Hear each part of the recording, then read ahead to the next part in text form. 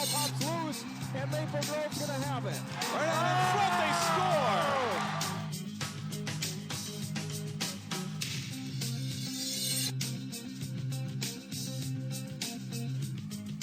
Welcome to Sports Jam for the week of November 10th. I'm Jay Wilcox. Winter weather's here, but we're still in the heart of the fall playoffs. I'm John Jacobson. Today on the show, highlights from Champlin Park's trip to the state volleyball tournament. And in our Sports Jam spotlight, meet a Maple Grove football standout who has brains and brawn. And up first, state football playoffs. The Maple Grove Crimson hadn't advanced past the quarterfinals in their 4 previous trips to state. They matched up with another 9-1 team, Prior Lake, in the quarterfinals. Second possession for Prior Lake, and the double handoff frees Cullen Souter. He races down the left sideline for 47 yards before Isaac Collins makes a touchdown-saving stop. But Jacob Rasanke takes the pitch and follows some good blocks to score on the next play as the Lakers grab a 7-0 lead. Maple Grove answers. On 4th and 6, Brad Davison fires downfield to Adam Brandt for 26 yards and a 1st and goal at the 4. That sets up a Kyle Anderson touchdown plunge, and it's even at 7-7 after 1 quarter. The defenses step up from there. Prior Lake is driving, but Souter has the ball stripped by Grant Hemsey, and Sam Franta recovers for the Crimson. When they try to take advantage of that turnover, Davison's pass, intended for Brandt, is picked off on a nice play by Peyton Anderson at the back of the end zone, so it stays 7-7 at the half. A couple of big drops cost Prior Lake in this one. On a 4th down play, Rasanke is wide open but drops a potential touchdown pass from Lucas Olson. Maple Grove responds with a good drive. The D-back gambles and misses on the completion to Brandt down near the 10-yard line for the Crimson. The drive stalls and Tyler Knutson drills a 29-yard field goal to give Maple Grove a 10-7 lead after 3 quarters. And after they get a defensive stop, Maple Grove is able to put a good drive together to eat up most of the remaining time. They win a tough one, 10-7. We definitely knew that they were, going to be a big, strong team. They're going to come right at us. Their whole team is about over 200 pounds, and I'm about the biggest guy in our defense, about 205. So we knew that we were going to have to, play fast and keep our feet moving on tackles. And once we got the physicality of the game going and got the rhythm going in the second half, especially, we were able to fly around. The Crimson now take on top seed Eden Prairie Friday night in the semifinals. That's at 7 o'clock Friday at Edina. I talked with Channel 12 football analyst Bill Hunstock about the Crimson win. Well, Bill Hunstock, a close defensive battle as we expected here between Maple Grove and Prior Lake. And what do you feel like kind of won this one for the Crimson in the end? Well, I really think that in the second half, they controlled the line of scrimmage. They really didn't give up any big running plays. They didn't allow Prior Lake to get into any rhythm or momentum offensively. They pressured defensively enough to make sure that they had field position. They took advantage of the one offensive sequence they had to get points. They took it, and then later in the game when they drove the ball down the field to run the clock out, even though they lost the ball deep in the zone without scoring, there was not enough time left for Prior Lake, and against this win, they couldn't move the ball and do anything. So it was that one sequence on defense and the one sequence on offense that really put it together. You have to feel good for their kicker as well. He had a chance to win the Osseo game and just didn't quite work out, but he gets the game-winning points here tonight, Tyler Knutson. Yeah, Tyler Knutson really stepped up tonight, and that was a pressure kick. It looked like a nice, easy kick, but those are tough kicks to make, especially realizing how windy it all of a sudden became. We had a lot of 8 good teams, really, in the 6A playoffs. The first night games were a 1-point game and a 2-point game. This was a close one. Eden Prairie was pushed for quite a while. Right. Totino-Grace, one of the teams advancing. They're a team that Maple Grove took care of pretty good during the regular season, but boy, they just seem to be peaking at the right time, playing well in their own right too. Exactly, and the teams that are peaking at this point in the season are the ones that you got to really be aware of. Grace is going to be very good. I think all 4 teams that are left now, it's going to be a toss-up now. I don't know who's going to take it. You got to say Eden Prairie just because they've got the history, but anybody else can win it. There's 4 teams that can win. Maple Grove, right from the time that Matt Lombardi came there, said, we're aiming for the top. We want to be a program like Eden Prairie. Exactly. Now they get their chance to see them firsthand. what will it take for them to stay in that ball game and have a chance to win it? Well, I think I heard you mention to the guys that they've got to believe that they can win. They cannot be satisfied with just going out and playing a good game. They've got to be able to believe that they can beat Eden Prairie, that if they do what they can do well and don't make mistakes, that they can beat anybody, including Eden Prairie. As Jay and Bill mentioned, Totino-Grace is headed back to the 6A semifinals, but it was anything but easy for the Eagles. They met third seed Mounds View in the quarterfinals at Maple Grove High School. First quarter, Mounds View deep in Eagles territory, but Danny DeWitt stuffed on the fourth down play. Totino-Grace's defense gets a big fourth down stop. Second quarter, the Mustangs get on the board, though. It's through the air. Joe Fredrickson hits Ryan Kaczynski for the 25-yard strike. It's 7-0 Mounds View. A big play here. Lance Bennick's pass is caught but then dropped by Max Walker. Alec Abercrombie scoops it up and appears to score.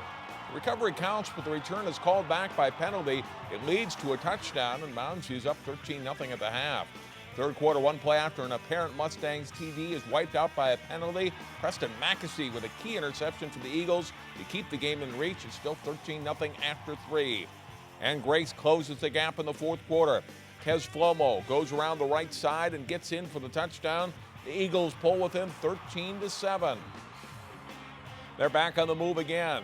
Lance Bennick keeps it himself. He appears to be stopped. A good second effort gets the Eagles quarterback over the goal line. The extra point gives Grace a 14-13 lead.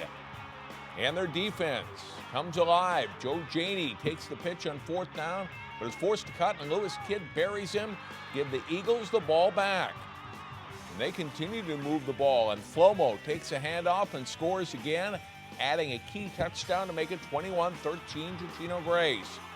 Mounds View scores a touchdown to pull within 2, but on the 2-point try, the pass is batted away.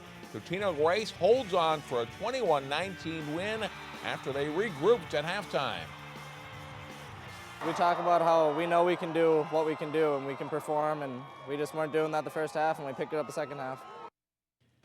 Totino-Grace now meets Lakeville North, who knocked off previously unbeaten Rosemont.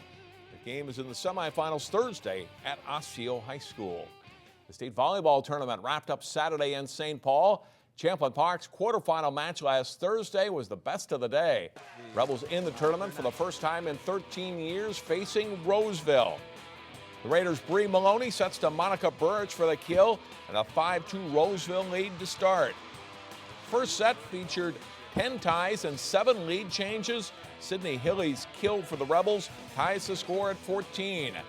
But the Raiders pull out a tight one. Sarah Hine gets the kill in the middle. Roseville goes on to win set 1, 26-24. Rebels lead for much of the second set. Hilly blocks the attack from Burrich as Champlin Park goes up 17-10. But the Raiders rally and again win a close set. Burrich with a kill. The Raiders take set 2, 27-25. Down 0-2, the Rebels come back. Janae Alderson with a kill in the third helps Champlin Park win 25-22, extending the match. Fourth set, Alderson takes the back set from Hilly and puts the ball away. Champlin Park wins 25-18 to force a fifth set. Marissa Vattendahl-Vidal with a block in the fifth set, and this one was close as well. But after leading a couple of times late, Roseville rallies to score the final 3 points of the match. The Raiders get out of the quarterfinals for the first time in 3 years, beating the Rebels in 5 sets. After sweeping Bemidji in the consolation semifinals, the Rebels played for the consolation championship. Champlin Park meeting Rochester Mayo for 5th place. And this is a familiar sight for 3 days in St. Paul, a Sydney Hilly kill. The sophomore racks up 79 kills in the Rebels matches. They lead 15-10 in the first set. And Hilly as a setter gets it to Vattendahl-Vidal. Her kill helps the Rebels take a 25-17 win to start the match. In the second set, watch Hilly get up for a block on the Mayo hitter. The Rebels again jump out to a lead on the Spartans. Hilly gets a nice dig on the next one. Then it's Walton with a back set to Hannah Krimble. The junior gets the kill. The Rebels take the second set 25-17. Champlin Park goes on to win this one in 3, 25-21 is the final in the third set as Champlin Park takes 5th place in Class 3A, finishing the season with a record of 26-8. Pretty good season in all for the Rebels, Jay. Yeah, no doubt about it. They get their second trip into the state tournament. They get 2 wins there for the consolation title. And, of course, a lot of that team is coming back, too. Not a ton of seniors on that squad, so congratulations to the Rebels.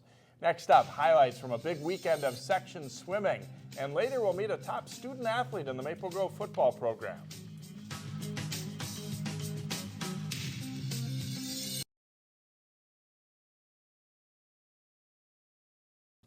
Welcome back to Sports Jam. Time to talk girls swimming and diving. That's right. Several local swimmers and divers qualified for this week's state meet out of section meets over the weekend. Highlights from the Section 5AA swimming finals in Minnetonka. Courtney Evanson of Armstrong is one of the top swimmers in Minnesota. She wins the 500 free for the 4th straight year. And all 6 girls beat the qualifying time in the 500 to make state. Evanson also won the 200 free and was named Section 5AA Swimmer of the Year. In the 200-yard freestyle relay, the Wayzata team of Alexis Schaff, Sarah Lingen, Megan Larson, and Madison Preiss set a section and pool record, time of 1 minute, 34.72 seconds. Armstrong and Osseo's teams also made state. 100 backstroke, Carly Quast of Wayzata blows away the field, sets a new section and pool record with a time of 55.64 seconds. In the 100 breaststroke, it's Madison Preiss of Wayzata setting a new section record. Her time, 103.1. She's one of 4 local swimmers to make state in the breaststroke. With the exception of the 2 wins by Armstrong's Evanson, Wayzata wins all of the events, capped off by a win in the 400 free relay. Mary Whiting, Quast, Lingen, and Colleen Donlin win in 326.76. Armstrong finishes second and also makes state, but it's Wayzata's day. The Trojans yet again win the Section 5AA championship. Here are the final team scores. Wayzata with 659 points, nearly 300 more than runner-up Moundsview. Armstrong finishes 3rd with Osseo 4th. Cooper is 6th and Park Center 7th. We'll hear from the Trojans later in the show. Maple Grove is in Section 8AA. The Crimson will send a lot of swimmers to state too. Maple Grove ready for the swimming finals in Elk River. Crimson senior Aaron Buck is a good one. Buck takes the 100-yard butterfly with a time of 56.56. Buck wins 2 individual races on top of her relay wins. In the 500-yard freestyle, Maple Grove sophomore Rose Gallagher races to the win with a time of 5:10.84. In the 200 freestyle relay, the Crimson group of Tia Johnson, Hennessy Loxon, Rose Gallagher, and Buck anchoring the final leg for the win with a time of 1:39.23. 100 backstroke, freshman Tia Johnson takes the gold medal for the Crimson with a time of 1:51. The 400-yard freestyle relay, Maple Grove's team of Gallagher, Johnson, Loxon, and anchor Buck win with a time of 3:34.65 to cap off a successful day. Oh gosh, they work so hard. I mean, so hard. I think at times they didn't think they were going to go this fast, but the coaches knew. Like, just keep working and it'll be there. And so now I think moving forward, they'll believe. Here's a look at the team scores. Maple Grove finishes as runner-up to St. Michael Albertville. The Knights score 446 team points to 385 for the Crimson. Brainerd is 3rd, followed by Rogers, Buffalo, Elk River, Moorhead, and St. Cloud Tech. It's state tournament week in adapted soccer.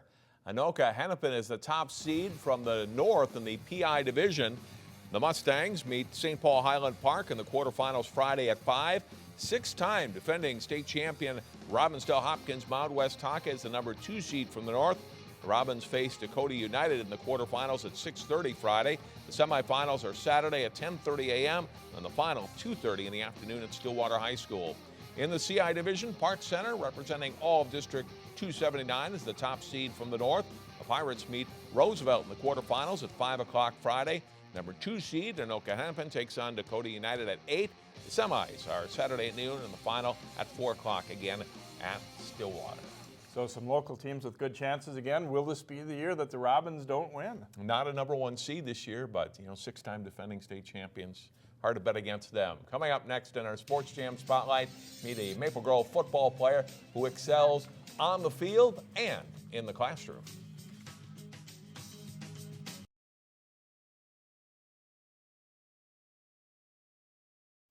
Maple Grove is into the state semifinals in football for the first time in school history.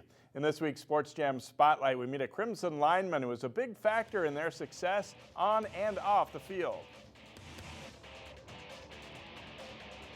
This Big Ben is a valuable asset for a very good Crimson team. Ben Shoults is a talented offensive lineman. At 6'5", 270, he has ideal size and also moves well for a big man.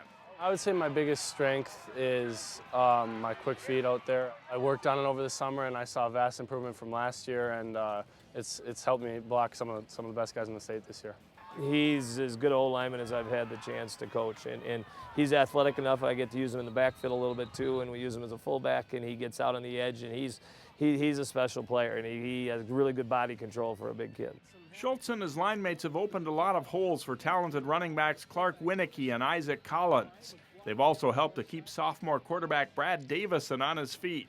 I think that's always the goal of the O-line, is to keep the quarterback safe and stuff like that, but especially with Brad, he's coming in as a sophomore and he's done best job possible, but yeah, we try to keep him on his feet, and he's a great leader in the huddle, and I mean, that helps. Ben's football skill is matched or exceeded by his academic prowess.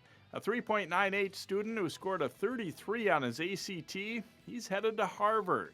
I think ever since as a kid, I'd wanted to go to Harvard, and once that opportunity arose, I jumped on it as quick as I could, and I worked on my schoolwork as well as my football abilities, and once they offered me, I just couldn't say no. He'll also play football for the Harvard Crimson and has biochemistry in mind as a major. I like a lot of science and math classes, and I want to be a pediatrician when I'm older, so I think biochemistry would be a great lead into medical school. Ben's ability in the classroom and on the field is impressive, but it's his leadership that stands out with his football team. He's good. He's a leader. He's very aggressive. He takes control. He's just a very good leader. He has an effect on everybody else and challenges us. He's a fun guy. He's a great leader on and off the field. Gives some good halftime and pregame speeches. He's just a fun guy, smart, obviously, going to Harvard and everything. So, yeah, just a good guy.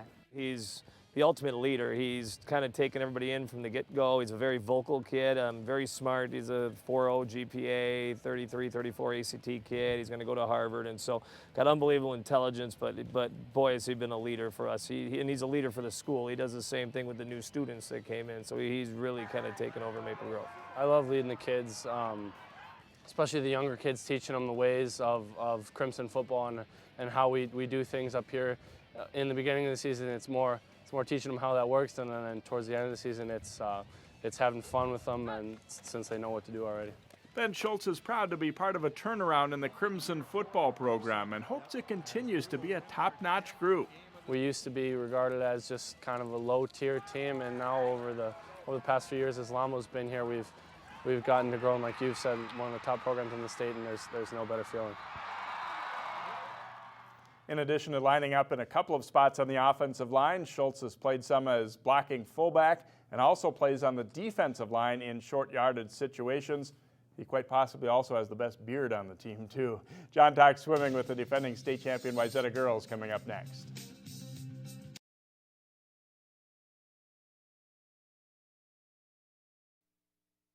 Welcome back to Sports Jam. The state swim meet starts Wednesday at the University of Minnesota. Wayzata is a defending champion in Class AA, and the Trojans join us now. We'll start with Madison Preiss. And Madison, first of all, congratulations on winning the Section 5 AA championship. What does that mean to you girls?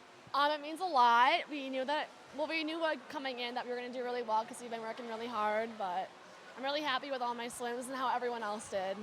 As you look at the time for yourself and for your teammates today, are you happy with where you're at heading into state? Yes, I am extremely happy. I was not expecting any of this at all because I went a 2:07 in prelims and then I dropped 5 in finals, and that was not expected at all, but I'm really happy.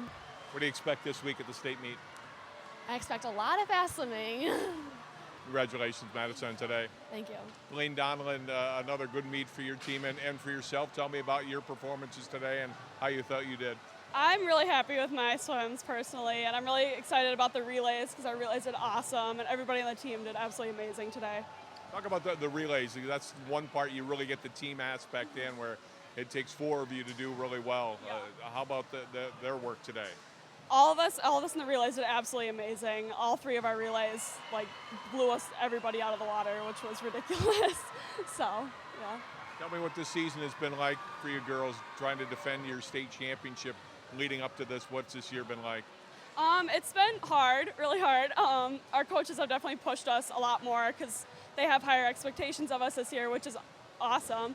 And I think, and everybody kind of has a extra little fire underneath them, they're coming for us. But yeah, it's been really fun. How do you like to swim at the U of M?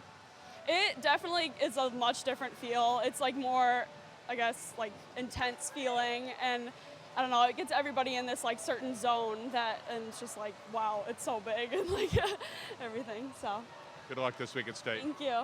Elizabeth Hansen, your girls swam great today. Record-setting performances in some races. Tell me about how they did today. Yeah, they swam and dove out of their minds today. We came in on Thursday with the expectation that we needed to make it back to tonight, and we came back tonight. Our divers actually dove yesterday and did exactly what they needed to do. We got 3 into state, and then they came back tonight with, as Colleen said, a fire under their tushes and swam out of their minds. We got a ton of girls into state, which is what we need. We need numbers. So. What do you do as coach in this week before state? What do you try to get across to the girls to make them swim at their best? Yeah, trust your training. So we just tell them that now's the time to rest. You put forth all of your effort. You put all of the training, and so now it's time to rest and relax and have confidence in what you've worked for all season long. How much does it help that you did win last year and the girls have the expectation and the knowledge that they can win at Minnesota? I think it gives them confidence, but I think that's about it. So it's a brand new year and it's a brand new team, and everybody else has a brand new team too. So it's anybody's game. Congratulations on the section championship. Good luck at state. Thank you very much. Wayzata Trojans, defending state champions. They'll go after another state AA title beginning Wednesday at the University of Minnesota. The state AA swimming finals and diving finals Friday night at the University of Minnesota. We'll take a break and come back with Sports Jam, but first, our plays of the week.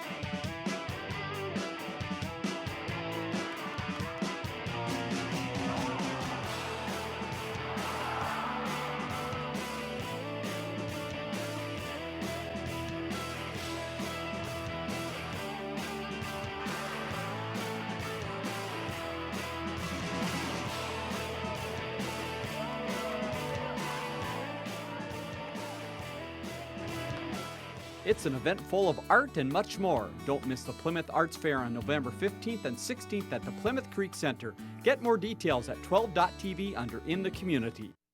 It's time to drop the puck on a new season of boys hockey on November 21st and 22nd. Tune in for live coverage of the Channel 12 Turkey Trot Boys Hockey Tournament from the Plymouth Ice Center. Right tag gets in, free score! Host Wayzata will be joined by Maple Grove, Holy Family, and two-time defending state champion Edina. Nice move to the backhand, now he shoots and scores! All 4 games will be live on Channel 12 and 12.tv. Skate in for all the action starting at 5 p.m. each day. Our game of the week is State Class 6 football semifinal action as Maple Grove tries to knock off defending champion Eden Prairie. The game is Friday night at 7 at Edina. Watch it Saturday night at 7 and 10 p.m. on Channel 12 and 12.tv. That'll do it for this week's show. Thanks for watching. Next week, we'll have state football, girls swimming, and adapted soccer. Plus, we name the first of our all-area teams. See you next week.